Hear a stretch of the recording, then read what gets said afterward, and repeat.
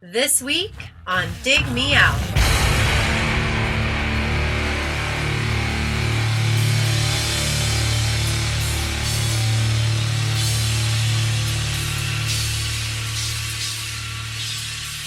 With your hosts, Jason Zia and Tim Minichi. Jay, we're back again with another episode thanks to our Dig Me Out Union on Patreon.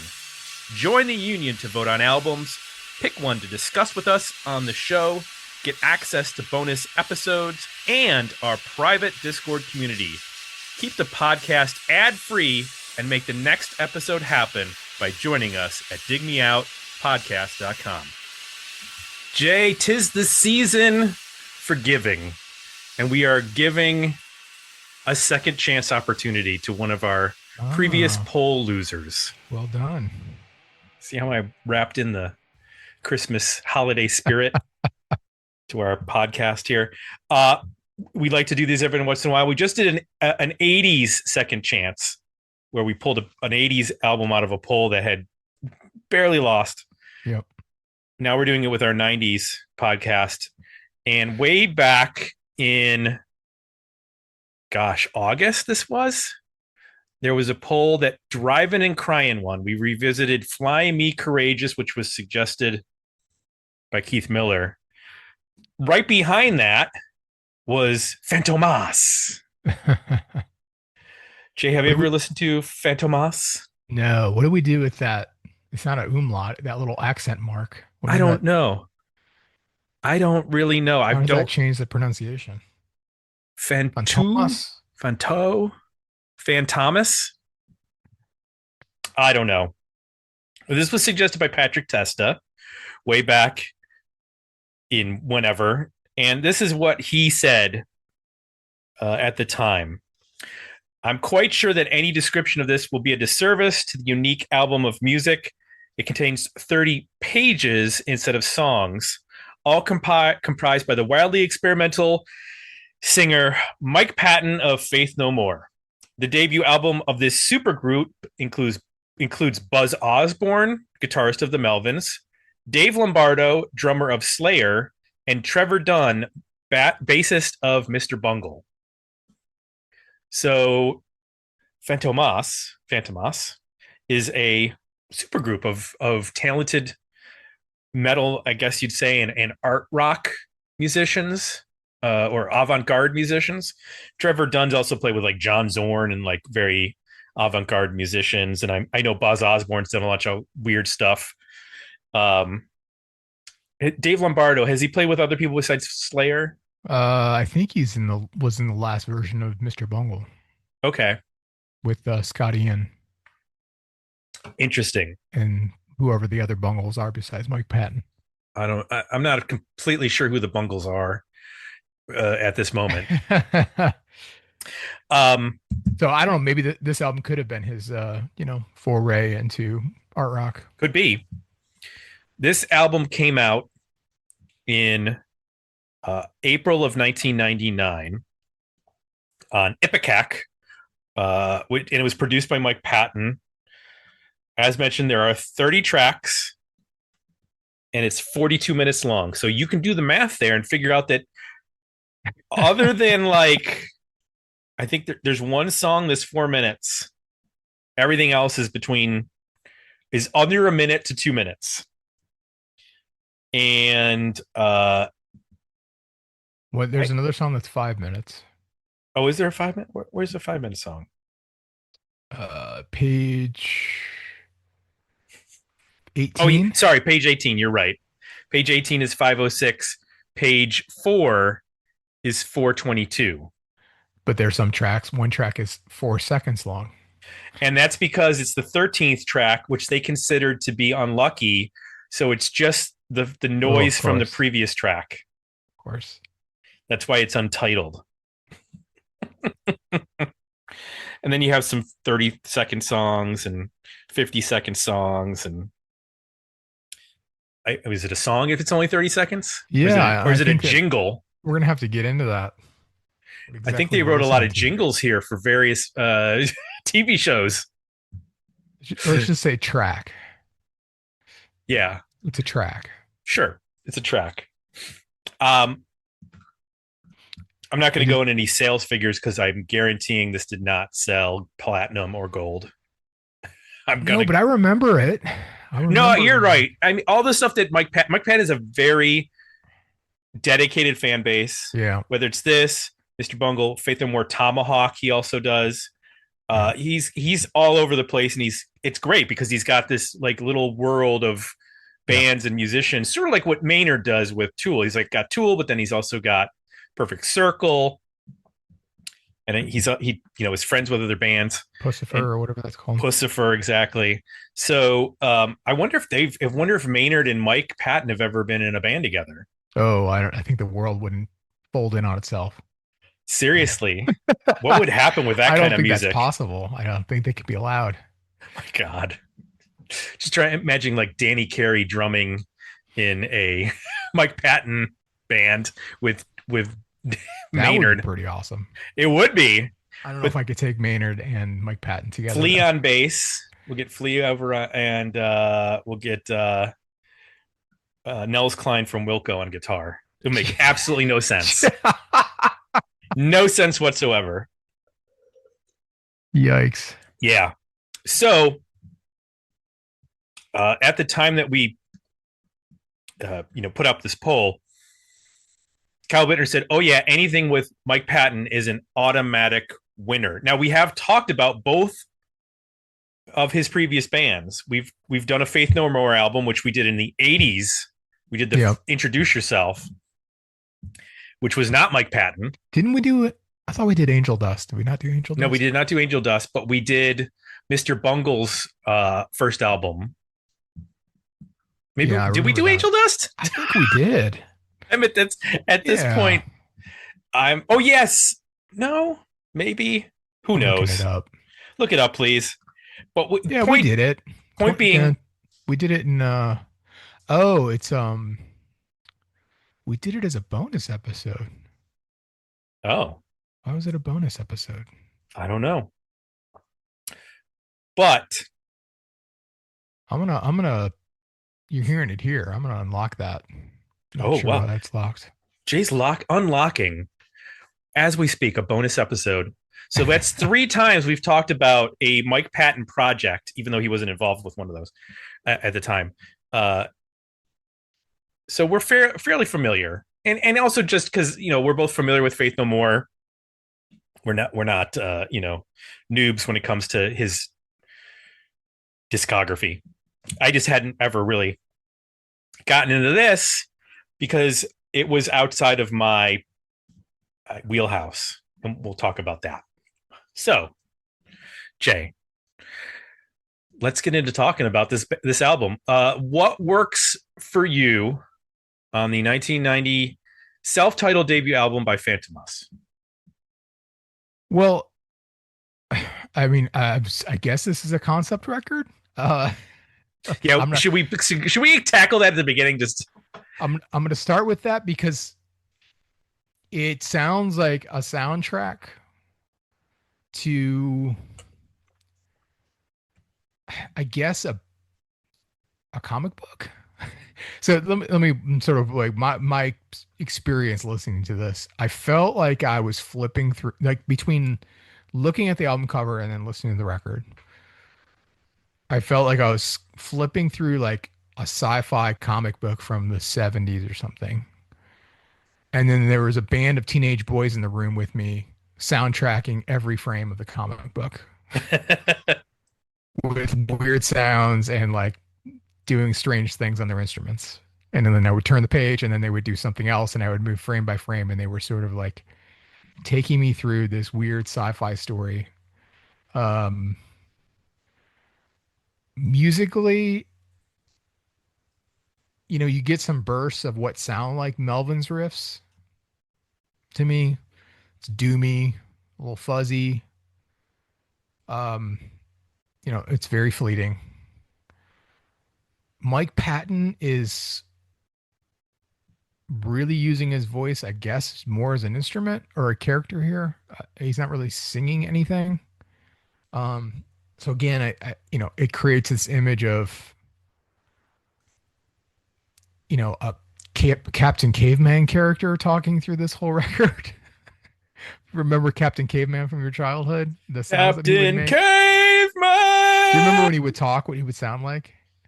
Not really. No. What did he sound like? I mean, it basically sounds like Mike Patton. It sounds a lot like, Oh, yes. a lot of gibbering, jabbering, and grunting and stuff like that.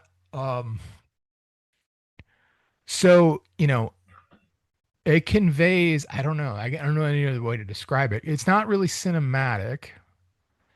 So when I say soundtrack, it feels more campy, and I guess I'm also reading into like the page 1, 2, 3 thing. It feels more like abrupt, like you're turning a page and you're moving a cell and the scenes are changing. Like there's not a lot of times when I say cinematic, when I'm reviewing a record, the music will have a build, and it will crescendo and have ambiance, and where things are going in some way. It foreshadows things and it brings back themes. This album really doesn't do any of that. It's all more random sounding, but there's some kind of performance to it. A lot of use of like samples or sound effects, or using his mouth or instruments to sound like, things that would be in a room, or, trying to make a scene come alive in a book. So to me, it sounds more like a soundtrack to a book or a comic book, graphic novel or something. That's the best way I can convey it. There's some fleeting musical moments here. I started to touch on it that could be compelling. They're just so short. It's hard to grab onto anything. Page 4, there's a cool bass line in that. It's kind of a doomy. It actually reminded me of the intro for Stonehenge by Spinal Tap. Stonehenge. Before they get to that part, there's just like, when you talk about the druids. Yes, it does sound like the druids. Yeah.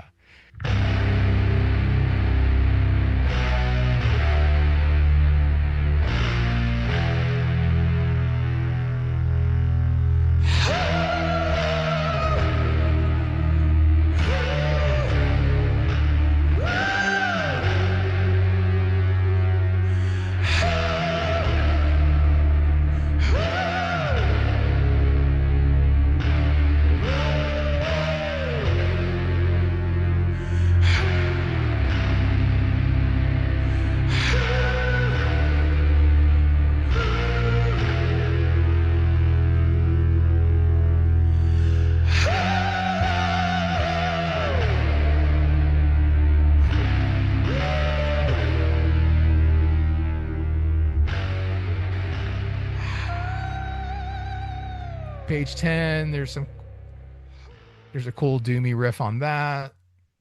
15 has a cool riff and melody line. But again, I mean, these things don't last more than 5-10 seconds. Maybe page 10, I think, develops over the course of maybe 30 seconds before it falls apart. It's just thoroughly unpredictable. Like, you don't have. Let me put it this way. I guess in 2025, one of the ways I'm appreciating it is like, there's no way this is AI. There's no way AI would ever make this. It's too random and unpredictable. And just, I guess, creative and expressive. So that's the good things I can say about it, or at least trying to pull away, and how I experienced it. How about you? Well, let me ask you this. Are you familiar with the artistic movement known as Dadaism? Yeah. I feel like this is musical Dadaism. Yeah. I only know that because my mom is an artist, so we always had like art books around and stuff like that. So I'm somewhat familiar. That's what this sounds like to me. When I read a little bit of so basically every album is a concept album for this band. This album is based on science fiction comic books. And they were successful there, because other than looking at the cover and listening to these songs, I had no idea. And I get that. Like you mentioned about that thing sounding like Stonehenge. It sounds like a classic sci-fi, like 1950s sci-fi sound at times. And you get like little weird parts of that. Now the next album is called The Director's Cut, and they did reinterpretations of motion picture theme songs. And the first one is like The Godfather, but it's them playing the Godfather theme song. So some of them are like very, Mike Patton is a great mimic as well. Everybody's heard his version of Easy by the Commodores. It's note for note perfect. That's what they do on some of those songs. And then like The Godfather, they turned it into like an extreme metal song. And then their next album after that is called Delirium Cordia. And it's just one song that's 74 minutes. The song is about the concept of surgery without anesthesia. So that must be pleasant. And then the most recent album, Suspended Animation, which came out in 2005, because they haven't put out anything in a while. It's called Twisted Cartoon Music. So everything about this band is like, we're not here to write songs about love and relationships or politics or social commentary. We're going to pick a weird topic and just go for it with complete and total abandon of all rules, all formats, all structures. We're going to pack 5 different ideas into 51 seconds, and you're going to have to just roll with it.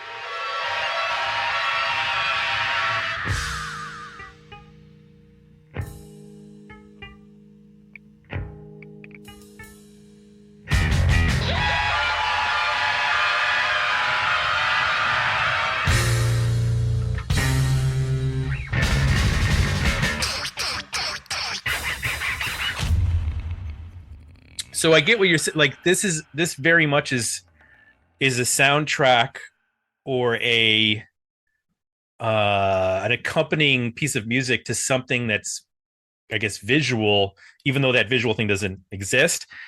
And it works in that way.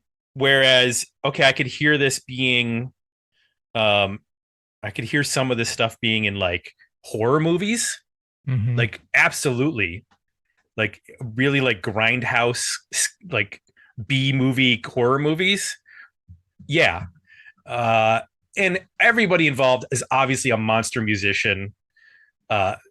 There's so much happening so quickly. I genuinely don't understand how you could remember to play all this. Yeah. Like when I listen to it, like the first song is like 1:35, and I'm like, I don't think I could ever play that song. And it is 1:35 seconds. Yep. It's so they're so weird. There's no rules when it comes to time signatures or tempos. They just randomly change everything. They'll do like bizarre stops, and then there'll be like a little weird keyboard noise, and then everything will explode again. I can absolutely hear this being a influence on the more extreme metal of the 2000s. Like I'm thinking of like Slipknot. Like stuff that I didn't really listen to, but I've caught here and there, and I go, that is so heavy. I don't understand like why that's so heavy. Yeah. Like what happened. But then also them having like a persona. It's not just they're a band. They're like putting together this idea of what this group is. And that sort of makes sense. And I heard that in, a lot of the heavy, I don't know if it's alternative metal, but a lot of the heavy hardcore metal, when I say hardcore, I just mean like very metal, not hardcore as in punk, of the 2000s really sounds like it was influenced by this, and probably just by Mike Patton in general. He seems to be a big influence on a lot of metal that is like not about guitar solos, and more about just like pure rage and power and experimentation. I guess like sometimes like Mastodon is like that. Like Mastodon can get pretty crazy. So I could absolutely hear them, because they started after this, having heard this when they were growing up. But then it also reminded me of like insane bands like The Locust. There was a band here in Columbus called The Lack, which would do just or Rancid Yak Butter Tea Party. Do you remember that name, Jay? Barely. It was I think that was Justin's band before he was in the Honeys. They were like an experimental, like Fantômas style, Faith No More type band. It's like every local market over indexes in art rock bands. Yes. Especially when you have a large college. Like nationally, there's like 2, and then every city has like 5. You're like, yep. Yes, exactly. So in terms of what works, this works as honestly, as a single idea. Yeah. But I'm guessing as we get into what doesn't work, things are going to expand a little bit. So let me ask you, what didn't work? What did you struggle with on this? I struggle with how to listen to this. Yeah. I just didn't understand how to experience it. So if I try to listen passively, like it startles the shit out of you. It's impossible to listen passively. Right? I would have it on working, and then all of a sudden something would just out of nowhere happen. You'd be like, Jesus. And I would like be startled.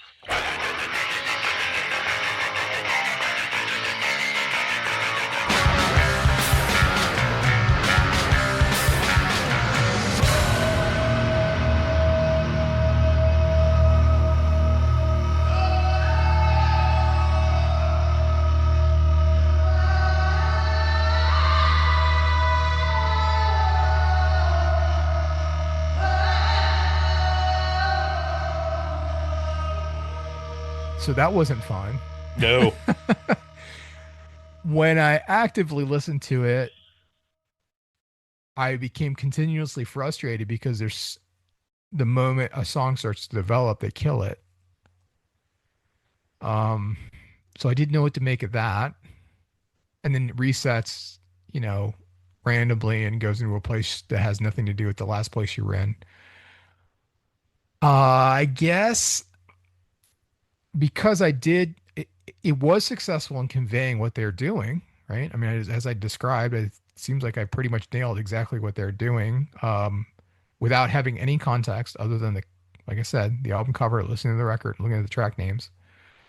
So that's successful. I guess I wish I also had the book to look at, the comic book or the graphic novel or whatever this is the soundtrack for, to be able to sit down and, flip through it and listen to this at the same time. And I think it would probably, I could at least engage with it. Right. I think without that, I'm left with, it would be like listening to all those movies you described, right? B movies from the 60s and 70s. It'd be like listening to those movies and not watching them. Like, why would I want to do that? Right. But instead of them being, normal or, people talking in full dialogue in a story, you're just getting interpretations of that through grunting and sounds and spastic, sections of music. So it was difficult to grab onto anything at the end of the day. Conceptually, I get it, I think. I suppose this is just going to be one of those albums. I think once a year, once every couple of years, we just get one of these albums where like, I think you have to be on drugs to experience it. I don't know what else. I don't know any other way. I'm trying to imagine a way that somebody experiences this record that doesn't involve drugs and comes out saying like, yeah, I really love that. That was great. So I was not on drugs when I listened to this. I should have taken drugs. I could have done better. I was working and going about my day. So, and then sat down and, spent an hour taking notes. And that was hard. I don't know. So what didn't work for you? Well, I 100% agree with you. This is not a passive listen in any way, shape, or form. It is startling if you're trying to listen to it passively. I agree. It's sort of like listening to a soundtrack, but not having the accompanying imagery to go with it. And it makes it weird. I think, honestly, you have to sort of be prepared as already a fan of Mike Patton, like to delve into this.